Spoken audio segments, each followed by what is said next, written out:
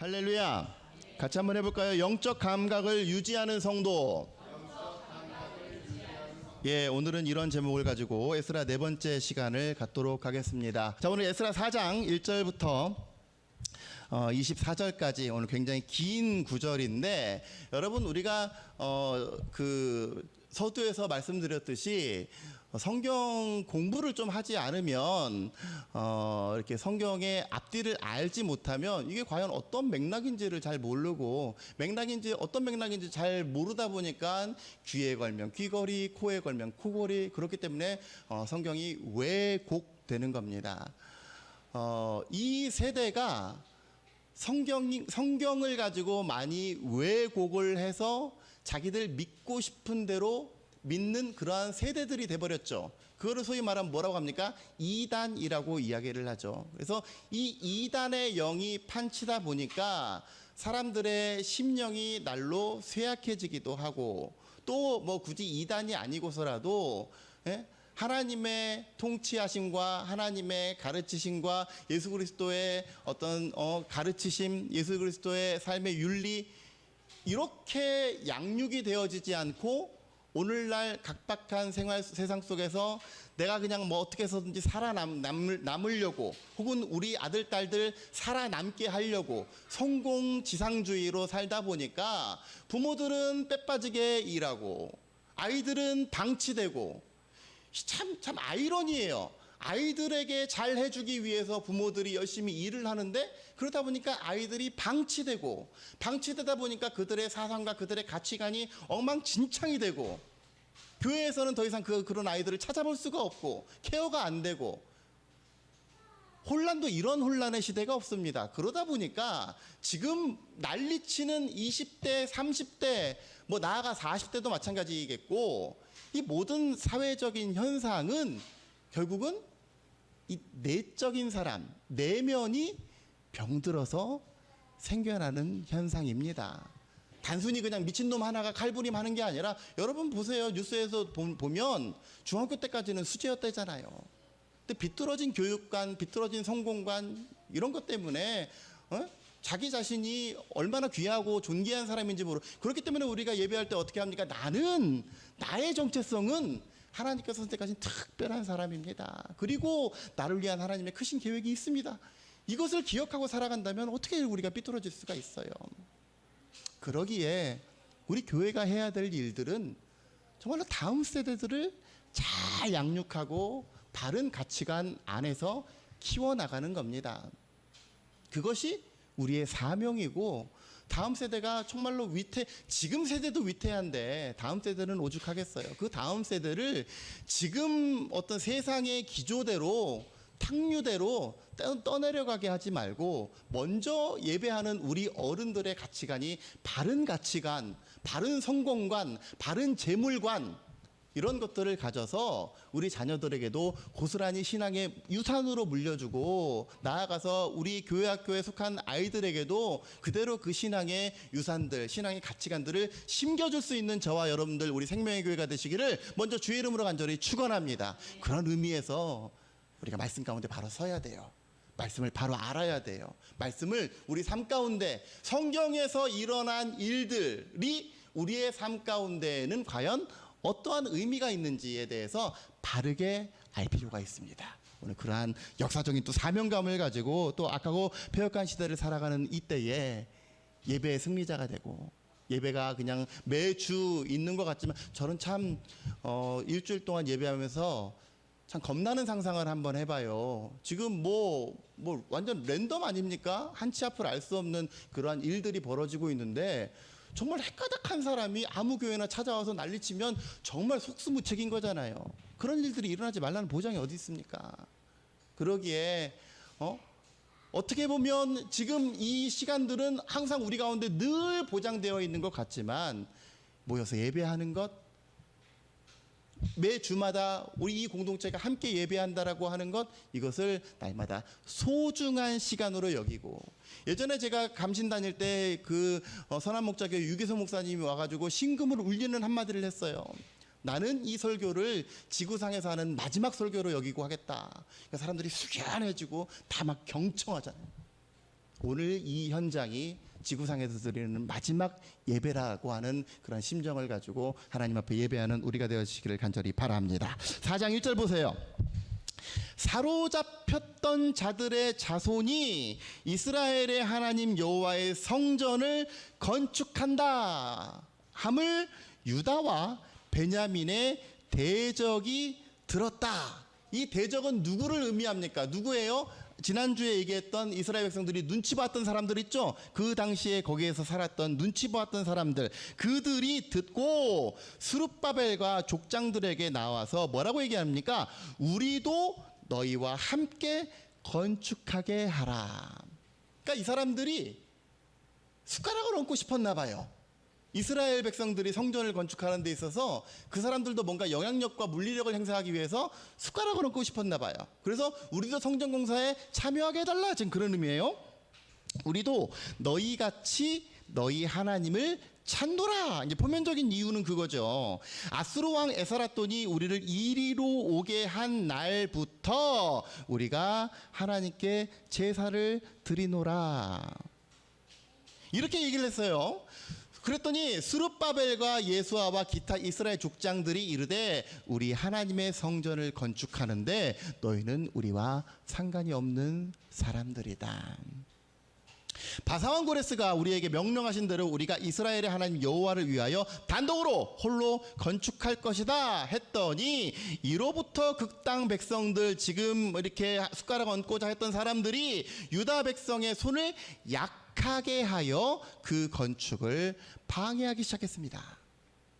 그래서 성전 공사가 못하게 됐어요. 바사왕, 페르시아 왕 고레스의 시대부터 다리오가 즉위할 때까지, 자, 페르시아의 첫 번째 왕이 고레스이고 두 번째 왕이 캄비세스라는 왕인데 여기는 안 나옵니다. 세 번째 왕이 다리우스 왕이에요. 그리고 그 다음에 다리오가 즉위할 때까지 관리들에게 뭘 줬다? 뇌물을 주어 그 계획을 정치적으로 탄압을 해버렸어요. 막아버렸어요. 또 아하수에로가 즉위할 때에, 네 번째 왕이죠. 이 아하수에로는 여러분 영화에서도 잘 나와 있는 것처럼 뭐예요? 크세르크세스 300, 이때의 왕이 이 아하수에로 왕이에요. 아시겠죠? 이 아하수에로가 즉위할 때에 그들이 이 글을 올려 유다와 예루살렘 주민을 고발했다. 그 다음에 다섯 번째 왕 아닥사스다 때에 비슬람과 미드르닷과 다부엘과 그의 동료들이 바사왕 아닥사스다에게 이런 상소문을 올렸다. 지금 이런 내용이, 이 상소문의 내용이 16절까지 나와 있습니다. 사실은 지금 성전 공사에 관련되어서는 5절에 나와 있는 것처럼 다리오가 즉위할 때에까지 방해되었다가 다리오 왕 2년에 성전 공사가 재개가 되죠. 근데 그때까지가 몇 년이 걸렸냐면, 지난주에 우리가 보았지 않습니까? 그들이 온 지 2년 만에 성전 공사를 시작했다 그랬어요. 시작했는데 중단되었다가 다리오 왕 2년 때에 다시 재개가 됐다. 이스라엘 백성들이 1차 포로 귀환을 하고 포로 귀환을 하던 때가 언제였냐면 BC 538년입니다. 그런데 그들이 돌아온 지 2년 만에 성전 공사를 시작했다 그랬으니까 아마도 한 536년경에 예루살렘 성전의 재건이 시작이 된 거예요. 그랬는데 지금 이러한 저러한 이유 때문에 성전 공사가 기초만 깔고 중단이 되었다가 다리오 왕 2년 때에 다시금 재개됩니다. 그게 몇 년이라는 시간이 흘렀냐면 16년이라고 하는 시간이 흘렀어요. 520년에 다시금 재개되는 거예요. 그래서 7절부터 사실 16절까지의 이 조서, 이들의 상소문은 사실은 예루살렘 성전과는 관련이 없고 성벽 이후에, 왜냐하면 다리오 때 성전 공사가 재개가 됐는데 그 다음에 다리오 왕 다음에 아하수에로 왕, 그 다음에 아닥사스다 왕, 이 왕들 때는 어떤 일들이 있었느냐? 성벽을 재건하는 문제, 느헤미야가 3차 포로기환으로 해서 성벽을 재건하는데, 이때의 성벽 재건하는 것을 이 사람들이 어떻게 방해했는가 하리이다에 대한 이 조서가 역사적으로 남아있기 때문에 이러한 방법으로 예루살렘 성전을 재건하는 데에도 방해가 있었다라고 하는 것을 보여주기 위해서 성벽 재건에 방해하는 그런 장면이 나오는 거예요. 7절.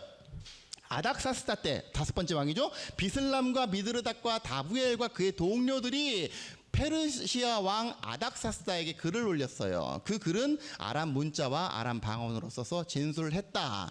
방백 르흠과 서기관 심세가 아닥사스다 왕에게 올려 예루살렘 백성을 고발한 그 글의 내용을 소개하는 거예요. 뭐라고 합니까? 이 방백 르흠과 서기관 심세와 여기 있는 많은 사람들이 이렇게 고발을 합니다. 11절. 왕에게 올린 그 글의 초보는 이러하는데 강 건너편에 있는 신하들은 왕에게 아레나이다. 지금 요단 서편에 있는 신하들 얘기하는 거예요. 그들의 입장에서, 그러니까 아닥사스다 왕의 입장에서 봤을 때 강 서편에 있는 사람들, 즉 유다 본토에 지금 거주하고 있는 사람들, 당신에게서 우리에게로 올라온 유다 사람들, 즉 1차 포로기한으로 돌아온 이들이 예루살렘에 이르러 이 폐역하고 악한 성읍을 건축하는데 이미 그 기초를 수축하고 성곽을 건축하오니 이제 왕은 아시옵소서. 그러니까 여기 있는 유다 사람은 1차 포로기한뿐만 아니라 이 당시를 기점으로 했을 때는 3차 포로기한까지 이루어지는 시점이겠네요. 이제 왕은 아시옵소서. 만일 이 성읍을 건축하고 그 성곽을 완공하면 저 무리가 다시는 조공과 관세와 통행세를 바치지 아니하리니 결국 왕들에게 손해가 되리이다. 여러분, 제가 지난주에 뭐라고 얘기했습니까? 그 에스라 우리 서론을 얘기할 때 바벨론식 종교 탄압에 반대해서 페르시아는 종교적으로 굉장히 관대했고 그 관대한 그 결과가 뭐예요? 고레스 칙령을 통해서 예루살렘 성전을 지어라 라고 얘기를 했다 그랬어요. 그런데 사실은 그들이 정말 선하고 넉넉한 마음으로 이스라엘 백성들을 그냥 너희들 그냥 값없이 그냥 본토에 가서 살아 이렇게 했겠습니까? 거기에 깔려져 있는 정치적인 계산이 하나가 있었어요. 그 정치적인 계산은 뭐냐면 이 당시 지금 중동 서남아시아 이 중동 땅에서 이 페르시아 팽창하고 있는 페르시아에게 가장 위협이 되고 있는 세력이 하나가 있었습니다. 그 세력이 어딜까요? 바로 이집트예요. 이집트를 견제하기 위해서는 자기의 말을 정말로 잘 들어주는, 자기의 호흡이 잘 맞는 충견 역할을 하는 그런 교두보가 하나가 있어야 돼요. 그거를 뭐로 삼은 거예요? 유다를 그 교두보로 삼은 거예요. 그래서 너희 하고 싶은 거 다 해. 오케이. 너희 예배도 다 드려. 경제활동도 다 해. 대신에 조건이 있어. 그 조건이 뭡니까? 조공과 관세를 넉넉하게 바치고 필요하다면 우리가 군대를 차출할 때 그 군대를 지원해라. 옛날에 일제가 명나라를 치려고 할 때 뭐라고 합니까? 우리 조선왕에게 명하노니 우리에게 가도정명하게 하라. 가도정명이 뭐예요? 빌릴 길도, 정벌할 명나라 명. 우리에게 길을 빌려주어서 명나라를 정벌하도록 너희가 길 안내, 이 교두보 역할을 해라. 그게 가도정명이에요. 그 역할을 하기 위해서 유다에게 모든 이렇게 조건들을 다 제공해 준 거예요. 그래서 실제로 아까 전에 우리가 성경에는 나와 있지 않다고 했던 이 캄비세스, 페르시아 왕 고레스 다음에 2대 왕은 실제로 그런 의미에서 이집트를 정벌합니다. 이집트를 정벌하고 이렇게 제국에 팽창하게 하는 데 있어서 제일 필요한 건 뭐예요? 이스라엘이 바치는 조공과 관세, 그리고 말 잘 듣는 이스라엘이 필요했던 거예요. 반대자들은 이것을 건드렸습니다. 만약에 이들이 성벽까지 재건하면, 성전도 완공되었고 그들의 성읍도 다 준공되고 이제 성벽까지 이렇게 완전히 딱 세팅이 되면 과연 이들이 당신 말을 들을까요? 호락호락하게 조공을 갖다 바칠까요? 지금 그런 내용이에요. 이 유다 사람들은 어떤 사람들입니까? 여러분 이 14절 보세요. 14절. 우리가 이제 왕궁의 소금을 먹음으로, 이건 뭐냐면 왕궁의 덕을 보는 우리가 사람들이다, 그런 말이에요. 그래서 내가 차마 왕이 수치를 당하는 것을 보지 못하여서 내가 왕께 이렇게 얘기합니다. 왕은 조상들의 사기, 조상들의 역사책을 기록을 살펴보시면 이 사기에서 이 성읍이 얼마나 폐역한 성읍인지 알 것이고, 예로부터 이 팔레스타인 지역은 항상 반역하는 일을 행해서 아수르한테 고개 쳐들고 바벨론에게 고개 쳐들고 이런 일들이 얼마나 많았는지 아실 겁니다. 이 성읍이 무너진 것도 이 때문 아닙니까? 이제 감히 왕에게 아뢰오니, 성경 보세요. 이 성읍이 중건되어 성곽 다시 준공되면 이 때문에 왕의 강 건너편 영지는 없어진 거나 다름이 없습니다. 이렇게 얘기하니까 어떻게 합니까? 와, 그렇지. 20절 보세요. 옛적에는 예루살렘을 다스리는 큰 군왕들, 다윗 같은 사람들, 솔로몬 같은 사람들, 이런 사람들이 있어서 강 건너편 땅까지 복속하는 대제국을 이루었지, 오히려 이 유다가 그들에게 조공과 관세와 통행세를 받을 정도였지, 그래 가만두면 안 되겠다.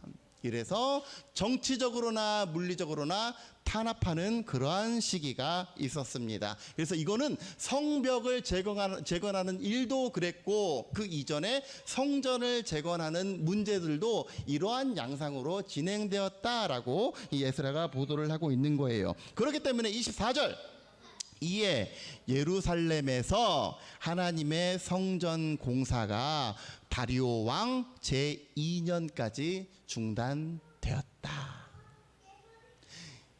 1차 포로기한 때 예루살렘으로 돌아온 이스라엘 백성들은 어떠한 사람들이었다 그랬습니까?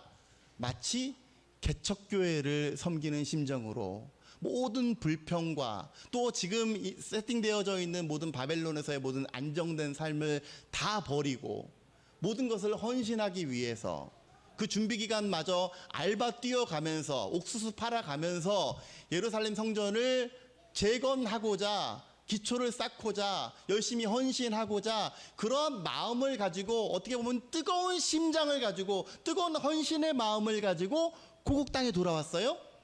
그런데 어떤 일이 일어났어요? 정치적인 탄압이 일어났어요. 방해가 생겼어요. 결국은 나는 하고 싶은데, 나는 성전을 짓고 싶은데 지을 수 없는 불가항력적인 상황이 생겨버렸습니다. 무려 12년가량이나. 이랬을 때에 지금 5장 1절 보세요. 5장 1절 보니까 선지자들, 곧 선지자 학개와 이또의 선지자 스가랴, 우리가 뒤에 나와 있는 학개 스가랴가 지금 이 인물인데, 학개 스가랴가 이스라엘 하나님 이름으로 유다와 예루살렘에 거주하는 유다 사람들에게 예언하였더니 다시금 하나님의 성전을 건축하기 시작했다 그랬죠. 이 다시금 건축하기 시작하는 그 이전까지 이스라엘 백성들의 마음은 어떠했을까요? 여전히 뜨거운 마음. 야, 나는 지금 성전을 건축하고 하나님의 제단을 쌓고 우리가 자유로이 예배하는 그 날을 손꼽아 기다리면서 내가 여기까지 왔건만 이런 방해 때문에 하고 싶어도 어쩔 수 없이 못한. 제가 그래요. 이 목사가 코로나 시국을 딱 맞이하면서 뭘 하고 싶어도 할 수 없는 그런 상황 가운데 있으면서, 어이구 나 진짜 정말 하고 싶은데, 특히 여름 때 6월 7월만 되면 아주 막 피가 끓습니다. 어이구 나 진짜 막 이런 것도 하고 싶고 저런 것도 하고 싶고 이런 것도 해야 되는데, 그렇게 아무것도 할 수 없는 시기가 1년, 2년, 3년, 10년 이상이 지나고 났을 때에 이스라엘 백성들은 과연 어떠한 마음을 가졌을까요? 그것은 우리가 선지자 학개와 스가랴의 글에서 찾아볼 수가 있습니다. 학개 1장 한번 보세요. 학개 1309페이지 혹은 10페이지. 학개 구약 1309페이지.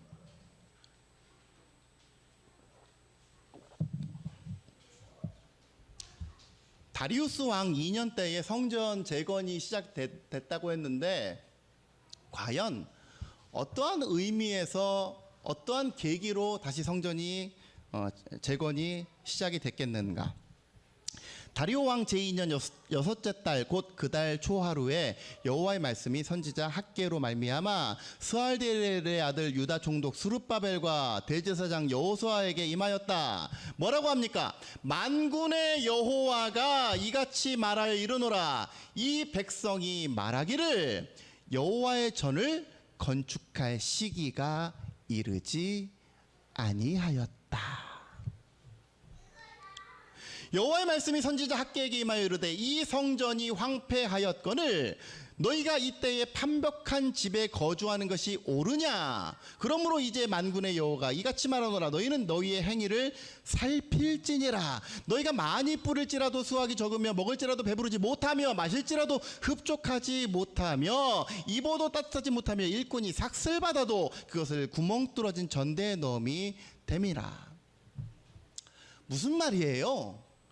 여러분, 분명히 이스라엘 백성들은 성전 건축을 위해서 소위 말하면 생업을 영위하면서 알바 뛰고 일하고 그들의 밭을 일구고 하는 절대적인 목적, 처음에 그 초심은 뭐였어요? 어디까지나 성전을 위해서, 성전을 헌신을 하기 위해서. 내가 직접 미장질을 할 수는 없지만 내가 밭에서 나는 소출로 인해서 하나님 앞에 예물을 드리고 그 예물을 통해서 하나님께 영광을, 모든 삶의 초점이 하나님께 맞춰져 있었어요.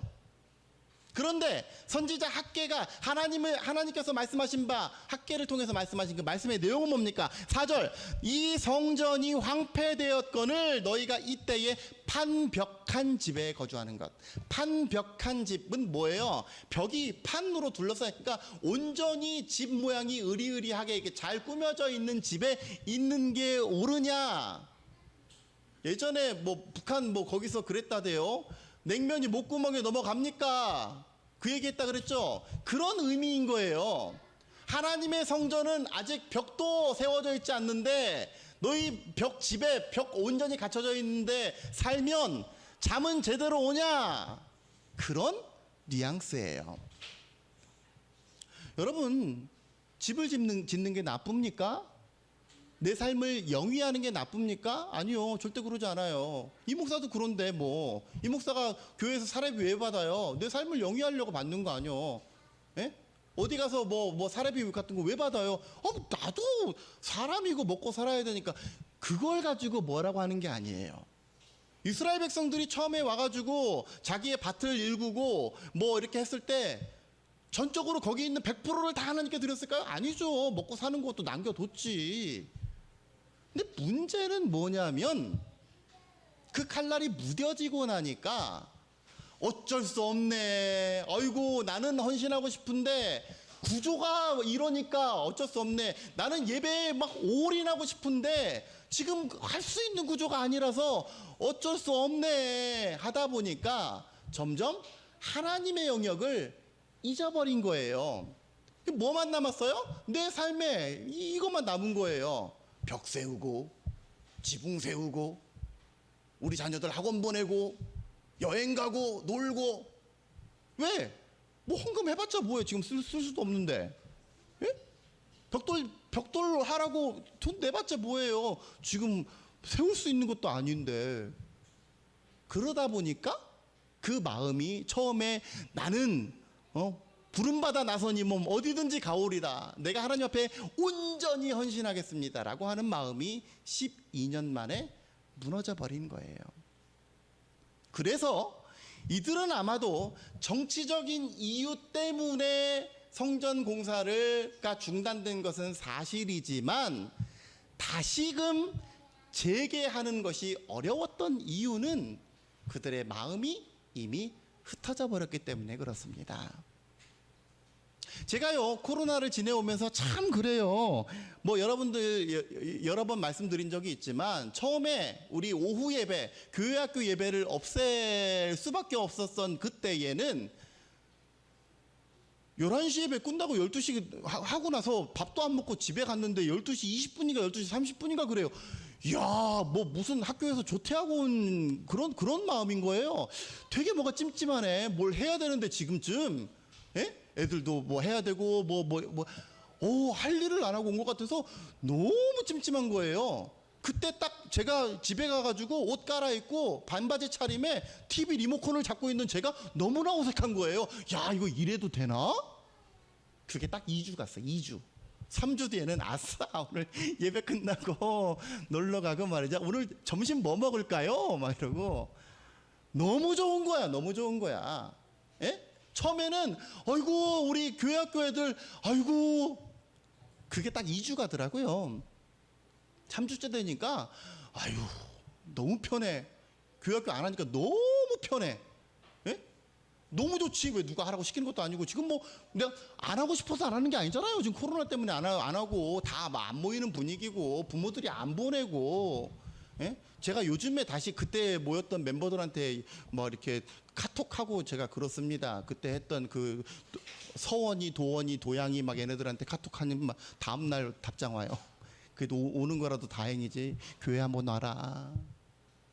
그 아이들 뭐 안 보낸다는 거 어떻게? 교회 가면 코로나 걸린다는데 어떻게? 나야 뭐 하고 싶어도 할 수가 없는 상황이잖아요. 예? 그런데 그 할 수 없는 아이고 뭐 못하지라고 하는 그 구조에 갇혀 있으니까 점점 이 목사의 마음이 무뎌지는 거예요. 그래서 만나는 목사님들한테 다 그렇게 얘기했습니다. 처음에는 안 하니까 죄진 것 같던데 3주 지나고 나니까 너무 편하대요. 요즘은 주일이 너무 해피해요. 왜? 스트레스 안 받아도 되니까. 그거 아세요 여러분? 어른 예배보다 교회학교 예배가 저에게는 더 스트레스인 거 아십니까? 사실은 그거 안 해도 되는데 너무 좋지. 너무 좋지. 근데 제가 오늘 그랬어요. 아침에 딱 예배하면서 야, 우리 성도들은 주께 나오는 이들로 충만한 교회인데 왜 우리 어른들은 나오는 이들이 이렇게 없을까 생각하는데 그래도 우리 교회학교는 꽤 많은 거예요.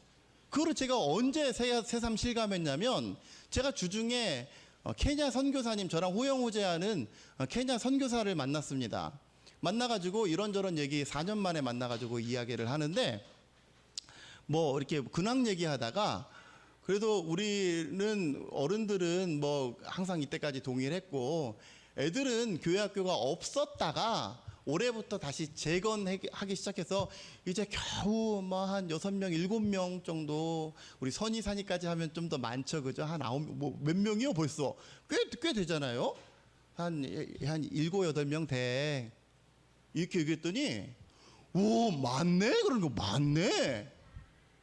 왜 그러냐면 뭐 저번에도 얘기했죠. 한 2, 300명 모이는데도 교회학교가 없어요. 교회학교가 없어. 다음 세대가 씨가 말랐어요. 씨가 말랐어. 심각한 사회적, 영적 현상입니다. 그런데 그럼에도 불구하고 우리 교회학교 다시금 나아가고 있잖아요. 얼마나 감사해. 그런데 여러분 한번 생각해 보세요. 우리가 다시 교회학교를 재건하기까지가 얼마나 많은 결단과 또 얼마나 많은 번거로움의 감내와 이런 것들이 필요했습니까? 왜?